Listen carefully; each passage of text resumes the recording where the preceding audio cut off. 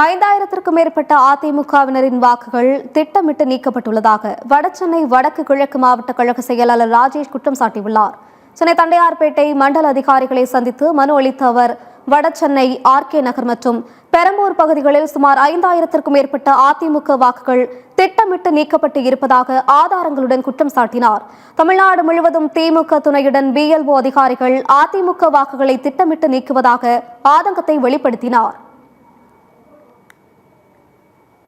யார் SIR தீவிரமா எதிர்த்தாங்களோ, யார் SIR வேண்டாம் சொன்னாங்களோ, ஆளும் தரப்பு எல்லா இடத்திலையுமே பூத் லெவல்ல உட்கார்ந்து அதிமுகவுடைய வாக்குகளை குறிவைத்து ஒவ்வொரு பூத்ல இருந்தும் ஆர்கே நகர் மற்றும் பெரம்பூர் பகுதியில் இன்று வரை ஒரு 5000க்கும் மேற்பட்ட வாக்காளர்களை நீக்கி இருக்காங்க. ஐடென்டிட்டியோட இன்னைக்கு நம்முடைய ERO எலக்ட்ரல் ஆபீசர் கிட்ட இத புகாரா இன்னைக்கு நம்முடைய தேர்தல் பொறுப்பாளர் மூவேந்தருடன் இன்னைக்கு எங்களுடைய பொதுச் செயலாளருடைய மேலான உத்தரவுக்கு இணங்க இந்த வாக்காளர் பட்டியலை தீவிரமா சரிபார்த்து என்று புகார் கொடுத்திருக்கோம்.